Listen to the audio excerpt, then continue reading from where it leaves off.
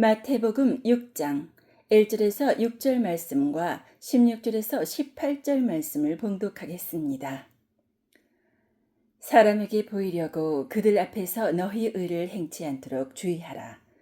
그렇지 아니하면 하늘에 계신 너희 아버지께 상을 얻지 못하느니라.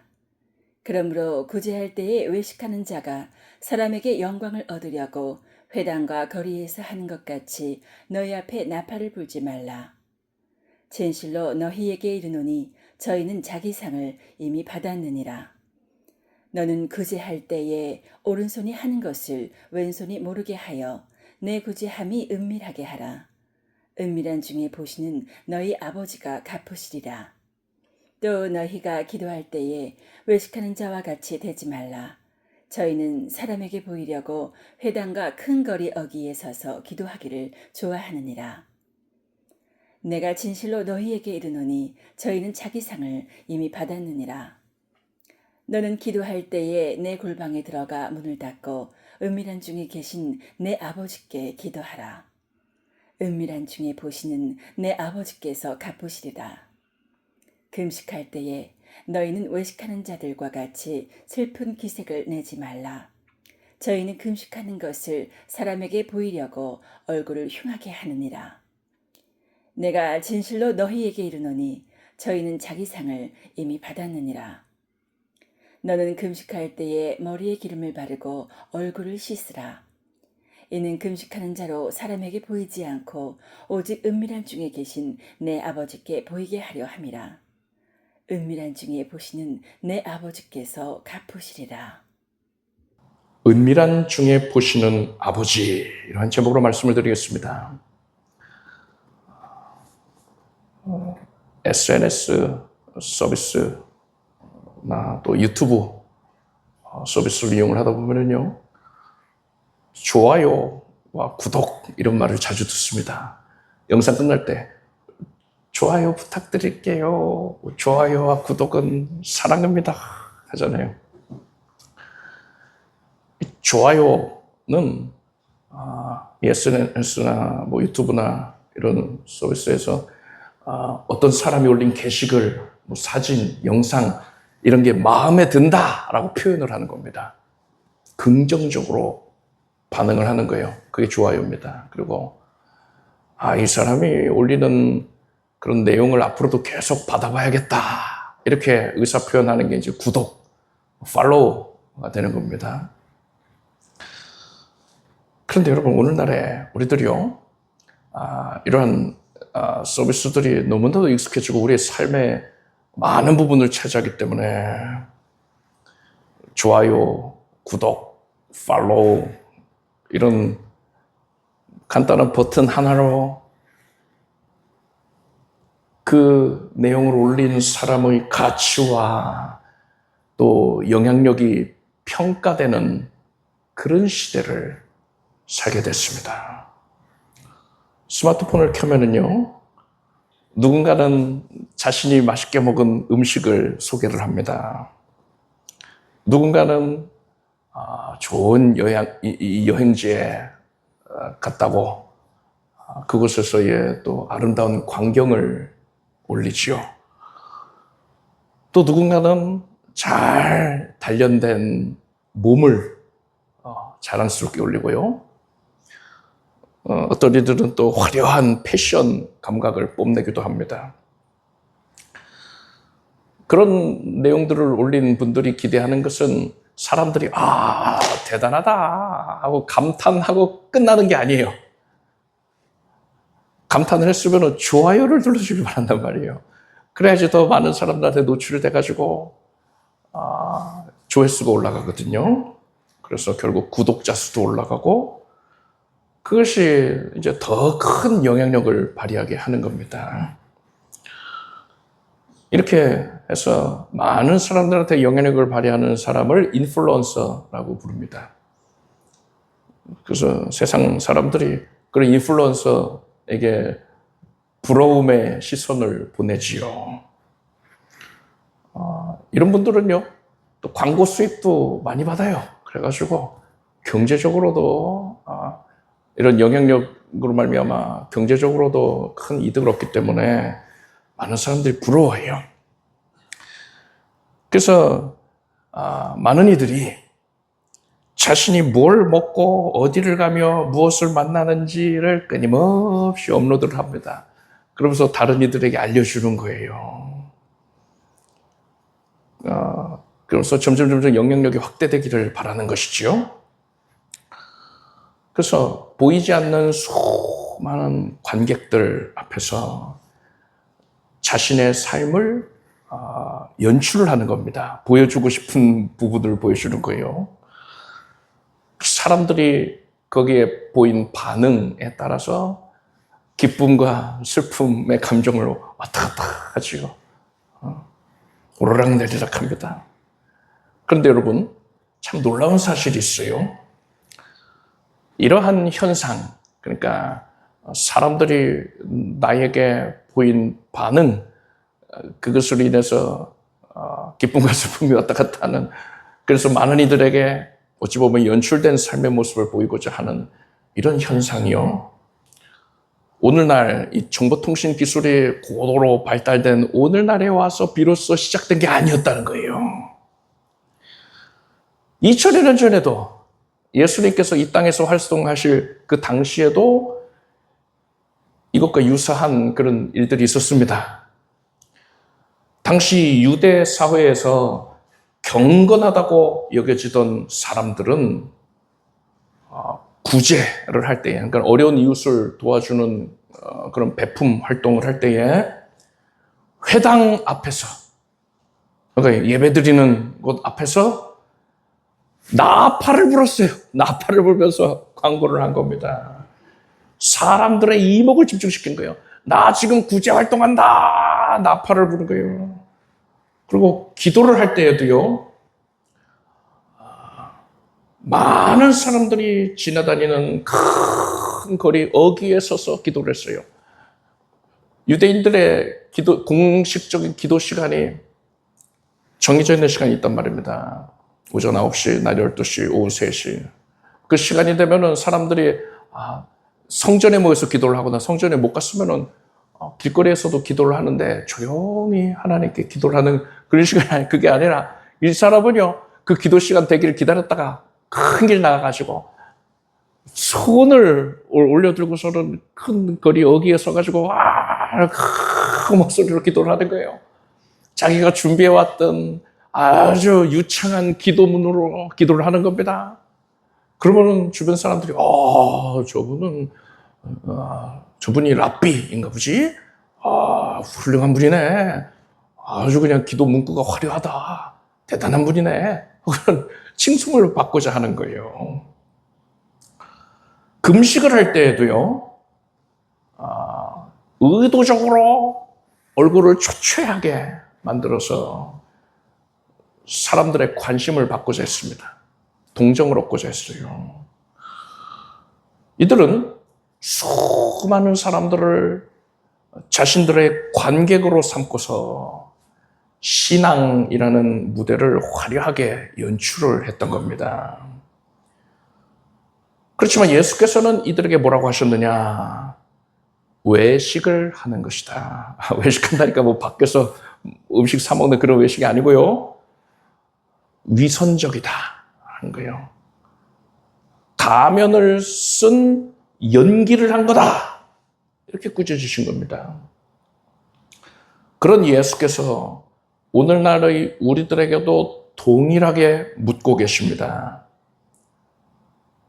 얘야, 너의 신앙의 관객은 누구냐? 너는 누구를 바라보면서 누구에게 인정받기 위해서 신앙생활을 하고 있느냐 물으시는 거예요. 과연 우리의 신앙의 관객석에는 누가 앉아 있습니까?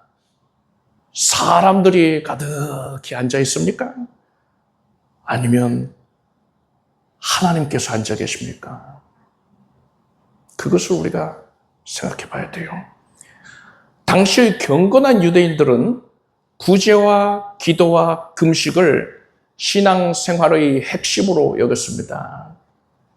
그런데 예수께서는 그들이 구제와 기도와 금식을 아주 잘못된 방향으로 하고 있다. 완전히 어긋난 방향으로 하고 있다라고 책망을 하신 거예요. 그러면서 오늘 본문 말씀을 하신 것입니다. 예수께서 구제와 기도와 금식에 대해서 서로 다른 상관없는 그런 교훈을 주신 게 아닙니다. 이 세 가지를 관통하고 있는 공통된 교훈 두 가지를 주셨습니다. 그 첫째는 바로 은밀하게 하라는 것이에요. 따라합시다. 은밀하게 하라. 이게 제일 중요해요. 본문의 1절을 보니까요. 예수께서 사람에게 보이려고 너희 의를 행치 않도록 주의하라. 이렇게 경고하셨습니다. 이어서 구제, 기도, 금식 이 각각에 대해서 말씀하실 때에 외식한 자들은 저희는 자기 상을 이미 받았느니라. 이렇게 3번이나 반복적으로 선언을 하셨어요. 이미 받았다라는 것은요, 고대의 이 상업 행위를 할 때 사용되는 그런 용어였습니다. 그 의미가 뭐냐? 지불이 완료됐다. 정산 완료됐다. 이거예요. 거래 끝났다. 이겁니다. 즉, 이 말씀은 사람으로부터 칭찬과 인정을 받는 그 순간에 그 사람이 하나님께 받을 것은 이미 끝났다. 이런 선언이에요. 구체적으로 구제에 대해서 이렇게 말씀하셨습니다. 3절 4절을 보니까 너는 구제할 때에 오른손이 하는 것을 왼손이 모르게 하여 네 구제함이 은밀하게 하라. 은밀한 중에 보시는 너희 아버지가 갚으시리라 했어요. 이것은 단순히 남에게 알리지 말고 구제해라는 정도가 아니에요. 내가 베풀었던 선행 자체를 나 스스로도 잊어버릴 만큼 그렇게 철저하게 은밀하게 하라는 겁니다. 나 자신이 내가 옛적에 그런 선행을 했지 생각하면서 그것을 떠올리면서 스스로 의로워지려고 하는 마음을 갖는 것까지도 경계해라 이겁니다. 여러분, 구제활동할 때에 나를 드러내지 아니하는 가장 좋은 방법이 뭘까요? 그것은 교회를 드러내는 겁니다. 교회를 통해서 구제활동을 하면 되는 거예요. 나를 드러내지 말고 교회를 드러내서 교회가 주목을 받고 교회가 칭찬을 받게 하는 거예요. 교회는 예수 그리스도의 몸이라고 했습니다.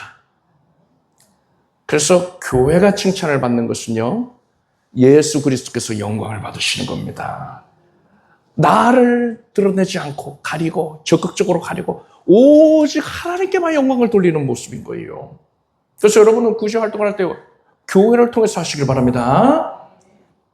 그것이 지혜로운 모습이에요. 자, 이제 기도에 대해서 구체적으로 예수께서 뭐라고 하셨느냐? 6절을 보니까 너는 기도할 때에 네 골방에 들어가 문을 닫고 은밀한 중에 계신 네 아버지께 기도하라. 은밀한 중에 보시는 네 아버지께서 갚으시리라 했습니다. 여기서 골방은 그 본래의 의미를 보면은요, 귀중품을 숨겨놓는 창고를 뜻합니다. 여러분, 귀중품을 숨겨놓는 창고에 다른 사람 들어가게 하겠습니까? 아니죠. 누가 지나가다가 좀 쉬고 갈게요. 여기 골방에 좀 들어갈게요 하면 들어보내겠어요? 절대 아니지요. 집주인만 들어갈 수가 있는 거예요. 좁고 또 밀폐가 돼 있죠. 밖에서 들여다보지 못하게끔요. 그런 비밀스러운 공간입니다. 아이고, 우리 집에는 골방 없는데 그럼 어떡하냐? 이거는 마음 상태를 말씀하는 겁니다. 주님께서는 우리에게 다른 사람의 시선을 완전히 차단하라. 내 마음이 그래야 된다는 거예요. 다른 사람 의식하지 말아라. 오직 하나님 한 분만 바라보라 하신 겁니다. 그렇게 하나님께서는 마음의 골방으로 우리를 초청하고 계시는 거예요. 그러한 골방에 들어가서 하는 기도는요, 사람들이 모르죠. 길가에서 큰 음성으로 기도하는 거는 사람들이 다 듣잖아요. 그런데 골방에서 하는 기도는요, 마음의 골방에서 하는 기도는요, 사람들이 몰라요. 그들은 내가 경건한지, 기도에 열심을 내고 있는지 몰라요. 사람들에게 감추어져 있습니다. 그런데 은밀한 중에 보시는 아버지께서 분명하게 들으시고 반드시 응답해 주시는 것입니다. 금식에 대해서는 예수께서 구체적으로 뭐라고 하셨느냐, 16절에서 18절 보니까 머리에 기름을 바르고 얼굴을 씻으라 하셨습니다. 고대 팔레스타인 문화권에서 머리에 향유를 바르고 얼굴을 씻는 것은요, 당연한 거였어요. 평소에 단정함을 유지하기 위해서 당연히 그래야 되는 것입니다. 주님께서 금식을 할 때에 평소와 다르지 아니한 모습으로, 평소랑 똑같은 모습으로 지내라 하신 겁니다. 그 이유가 뭡니까? 다른 사람들한테 금식하는 거 알게 하지 말라는 거예요. 왜요? 사람 마음이란 게, 나 금식하는데 하고 사람들이 알아봐 주길 바라는 거예요. 아, 저 사람 저렇게 경건한 행동을 하는구나 하고 인정받고 싶어 하거든요, 사람들이요. 그러지 말라는 겁니다. 사람들한테는 비밀로 하라는 거예요. 오직 하나님께만 인정받기 위해서 쓰라는 겁니다. 금식의 목적이 뭡니까? 육신의 고통을 통해서 점수를 더 획득하는 겁니까? 그게 아니죠. 그거는 세상 종교에서 추구하는 고행이잖아요. 그건 의미 없어요. 그게 아니라 겸손하게 나의 마음을 낮추어서 하나님만을 의지하고 하나님만 바라보는 마음을 갖는 것. 이게 금식의 목적입니다. 레위기에서는요, 이것을 가리켜서 마음을 괴롭게 하는 일이라고 표현했고요. 시편에서는 상한 심령이라고 표현했습니다. 자신의 연약함을 인정하며 하나님만 의지하려는 태도, 이게 바로 금식의 본질입니다. 그것을 위해서 금식을 하는 거예요. 예수님께서 이렇듯 구제와 기도와 금식에 대해서 은밀하게 하라, 이렇게 교훈하셨잖아요. 이것은 단순히 남들이 보지 않는 곳에서 해라는 의미가 아닙니다. 우리의 신앙의 모든 행위에서 다른 사람들의 평가를 완전히 배제해버리고 오직 하나님만을 의식하며 살아가라는 거예요. 우리의 관객석에는 사람들을 앉혀놓을 게 아니라 오직 한 분, 주 하나님만 계셔야 한다는 것입니다. 예수님께서 구제와 기도와 금식에 대해서 교훈하신 내용, 이것은 세 가지를 꿰뚫는, 관통하는 그런 교훈이 두 개 있다고 했잖아요. 그 중에 하나는 은밀함이라고 했잖아요. 두 번째는 뭐냐? 바로 아가페 사랑입니다. 따라서 고백합시다. 아가페로 행하라. 아가페를 하라는 거예요. 하나님께서 사람에게 궁극적으로 원하시는 게 뭡니까? 이제 여러분들 질문을 받으면 바로 나오잖아요. 사랑의 교제예요. 아가페의 교제를 원하시는 겁니다. 이것을 위해서 예수께서 십자가에서 달려서 피 흘려 죽으심으로써 죄사함의 은혜를 베풀어 주셨고, 우리는 이 은혜를 믿음으로 말미암아서 비로소 하나님과의 사랑의 교제가 시작되게 되었어요. 사랑의 교제를 위해서 예수께서 이 모든 일들을 감당을 하신 것입니다. 이 사랑은 아가페예요. 사랑의 종류가 여러 가지가 있습니다. 친구 간의 사랑, 필레오, 부모 자식 간의 사랑, 스톨케, 연인 간의 사랑, 에로스, 여러 가지 사랑들이 있는데 그게 아니라 아가페 사랑이어야 돼요. 아가페가 뭐냐? 하나님으로부터 임한 사랑입니다. 이게 아가페예요. 그런데 아가페는요, 하나님으로부터 온 사랑은요, 중대한 특징을 갖습니다. 고유한 특징이에요. 하나님으로부터 사람에게 임하여서 이 사람으로부터 시작해서 다른 이들에게 흘러가게 된다는 겁니다. 하나님으로부터 임한 사랑이 이 사람을 통하여서 이웃에게 흘러간다. 이게 아가페의 가장 고유한 중대한 특징이다 할 수 있어요. 요한일서 4장 19절에 이러한 특징이 분명하게 나타나 있습니다. 우리가 사랑함은 아가페함은 그가 먼저, 그러니까 하나님께서 먼저 우리를 사랑하셨습니다 했습니다. 하나님의 사랑을 받은 자는 그 사랑을 이웃에게 흘려보내게 되는 것이고 이게 당연한 것이고 그럴 수밖에 없다는 거예요. 그러지 않으면 아가페가 아닌 겁니다. 자, 그렇다면은 여러분, 하나님께서 우리에게 아가페를 원하시는데 우리 신앙의 중대한 모습들, 중요한 모습들이라 할 수 있는 유대인들이 생각할 때 그랬죠. 예수께서도 그걸 인정하셔서 그것을 교훈하신 거잖아요. 구제와 기도와 금식, 이 부분들에 대해서 어떻게 구체적으로 아가페를 표현할 수 있겠습니까? 구제는 내가 하나님께 받은 은혜를 다른 사람들한테 전해주는 거잖아요. 내가 가지고 있는 것 전달해 주는 거잖아요. 그러니까 이건 뭐 고민할 것도 없이 당연히 아가페가 흘러가는 겁니다. 그런데 이때 주의해야 될 게 있어요. 앞에서 말씀드렸다시피 만약에 구제할 때에 사람들한테 보이려고 하는 마음이 있어요. 자랑하려고 인정받으려는 마음이 있어요. 그럼 이거는 아가페가 아닌 거예요. 자기 의를 드러내려는 교만이 되어버리는 겁니다.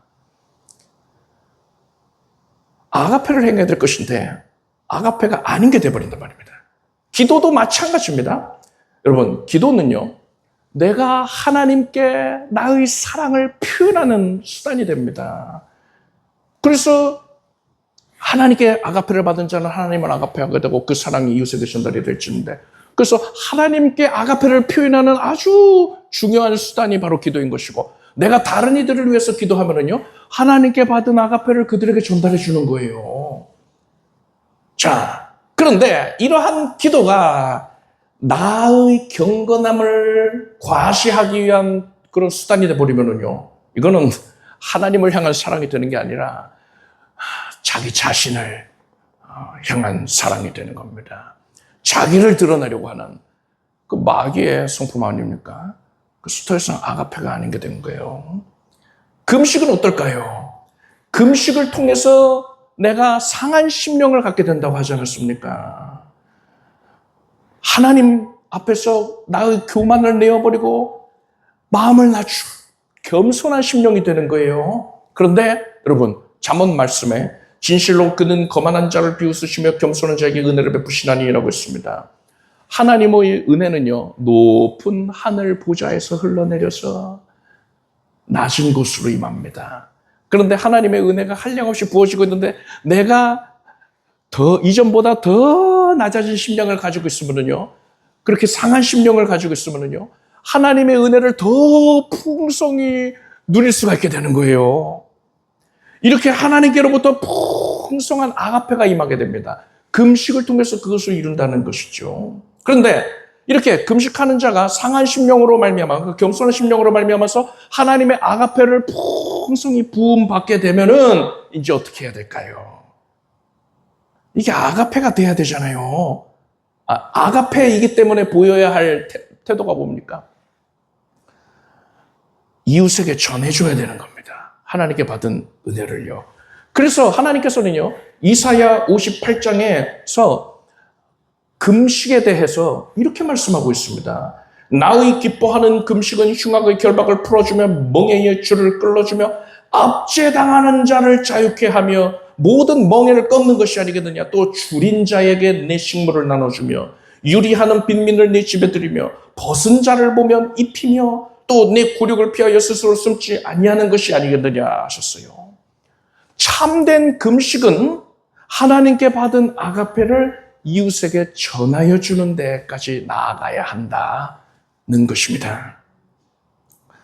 여러분, 구제와 기도와 금식은 우리의 모든 신앙생활을 포괄하는 것이라 했지요.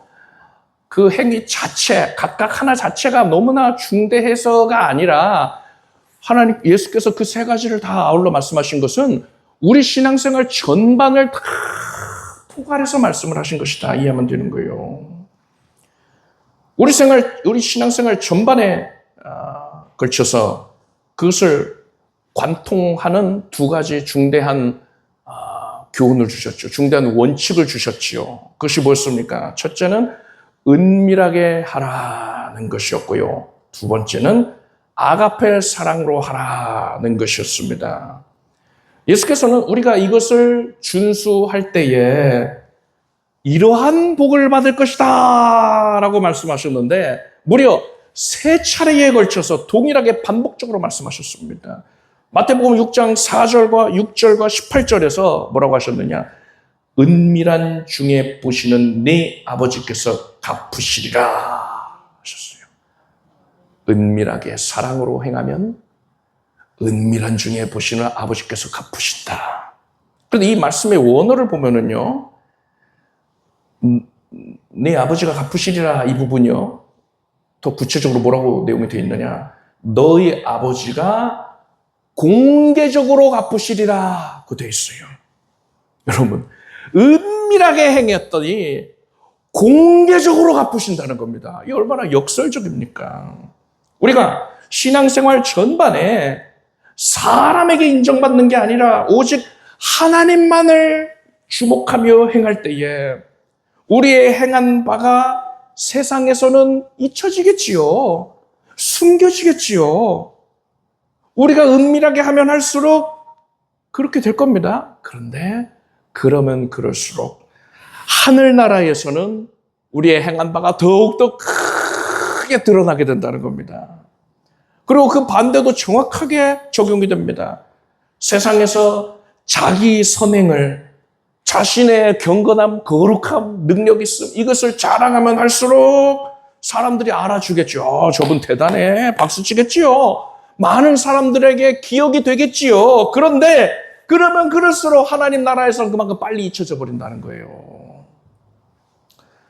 우리가 은밀하게 하나님만을 의식해서 아가페 사랑을 행할 때에 하나님께서는 천국에 있는 모든 이들 앞에서 대대적으로 그 사실을 알리시고 우리로 하여금 지극한 영광을 얻게 하여 주시는 것입니다.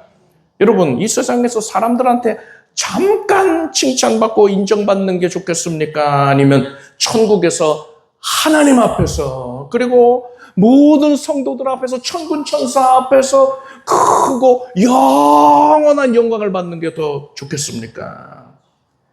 세상이 알아주지 않았던 것들, 나의 작은 섬김, 아무도 모르게 골방에서 눈물을 흘리며 기도한 내용들, 나 자신을 쳐서 복종시켰던 거룩한 이 믿음의 씨름, 이것들을요, 세상 사람들은 모르는데 우리 아버지께서는요, 하나도 빠짐없이 다 기억하고 계셨다가 천군 천사들 앞에서 우리를 보시면서 잘하였도다, 착하고 충성된 종아, 이렇게 칭찬해 주시는 것입니다. 영원한 영광으로 갚아주시는 것입니다. 여러분, 이제 여러분의 인생에서 관객석을 비우시기를 바랍니다. 깨끗하게 비워버리세요. 하나님 외에는 그 누구도 관객석에 앉히지 말길 바랍니다. 오직 하나님만 그 자리에 계셔야 됩니다. 그리고 오른손이 하는 일을 왼손이 모를 정도로 은밀한 가운데에서 유일하게 관객석에 앉아 계시는 하나님을 주목하면서 하나님을 사랑해서 하나님이 기뻐하시는 바를 행하십시오. 여러분, 어린아이가, 유치원생이 재롱잔치를 하는데 엄마가 나 보고 있나? 아빠가 나 보고 있나? 이게 제일 큰 관심사예요. 그런데 막 빛이 번쩍 환하니까 관객석에 누가 있는지 잘 모르잖아요. 엄마가 나 보고 있어야 되는데 이 생각을 한단 말이죠. 우리도 그래야 돼요.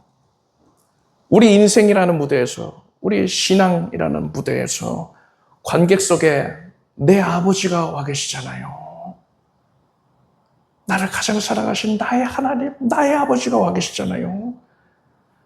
우리는 주님을 사랑하는 마음으로 최선을 다해 살면서 심령의 골방에서 주님만 주목하는 가운데에 아버지를 향해서 이렇게 여쭈어야 돼요. 내 아버지요, 나를 보셨습니까? 어린아이가 엄마 나 봤어? 하는 것처럼 나를 보셨습니까? 내가 하나님을 사랑해서 하나님을 기쁘시게 해드리려고 애쓰고 노력한 것, 그 모습을 보셨습니까?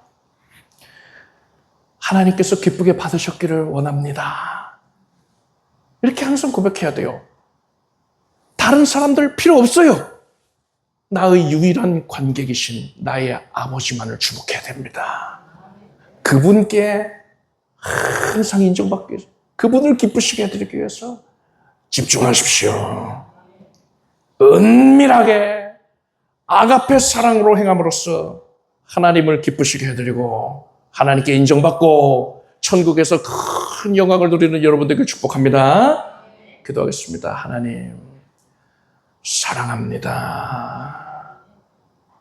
우리의 인생의 관객석을 비우겠습니다. 오직 하나님 아버지만이 우리 인생의 유일한 관객이 되십니다. 하나님을 위해 살겠습니다. 하나님께 인정받게 하소서.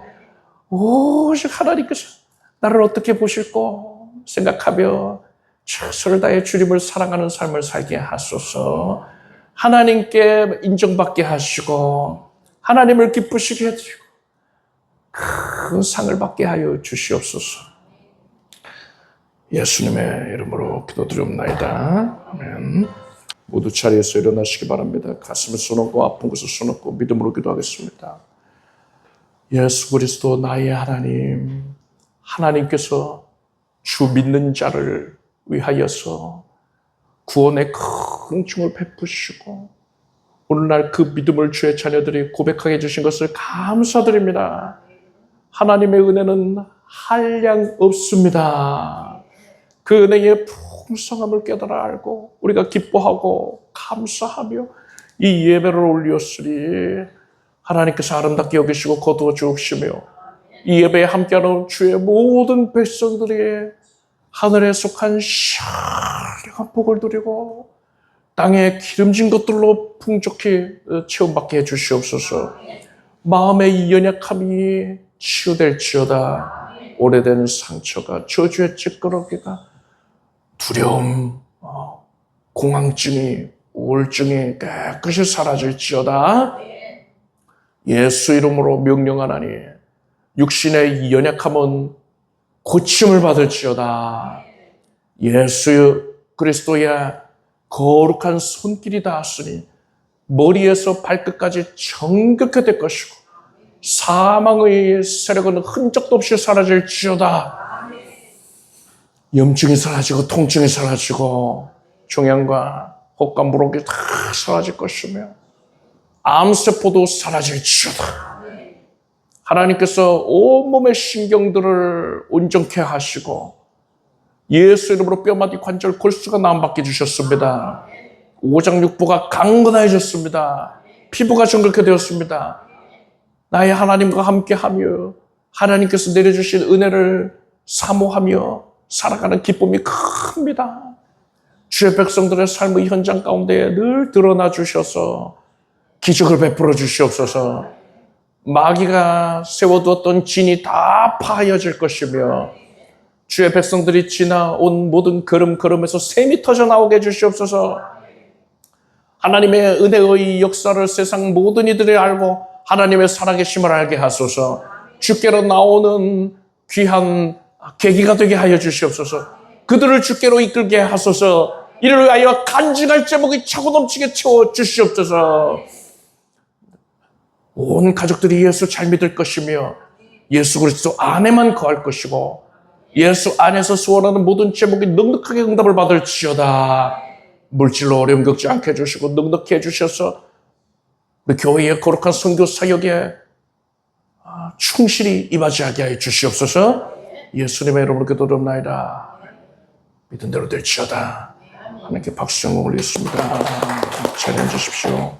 준비하신 예물을 정성된 마음으로 하나님께 드리겠습니다. 드리신 예물 위에 축복 기도하겠습니다. 하나님, 하나님의 은혜에 크게 감사하오며 기쁨과 정성으로 자원하는 마음으로 작정된 마음으로 예물을 올립니다. 하나님 거두어 주시옵소서. 하나님께서 기쁘게 거두셨다는 확증이 지금 우리 심령 가운데에 가득하게 하소서. 응답으로 그것이 드러나게 하소서. 예수님의 이름으로 기도드립나이다. 아멘. 자, 교회 소식을 말씀드리겠습니다. 8월 한 달 동안 교회 식당을 운영을 하지를 않습니다. 아쉽지요? 우리 교회 식당 맛집인데 8월 동안은 이용하실 수가 없다. 9월부터는 다시 시작하니까요. 참고해 주시기를 바랍니다. 우리 주 예수 그리스도의 무한하신 은혜와 하나님 아버지의 사랑과 성령님의 교통하심이 은밀한 가운데에 하나님을 사랑으로 섬기기를 간절히 애쓰는 주의 자녀들 위해 영원히 함께 없으기를 축원합니다.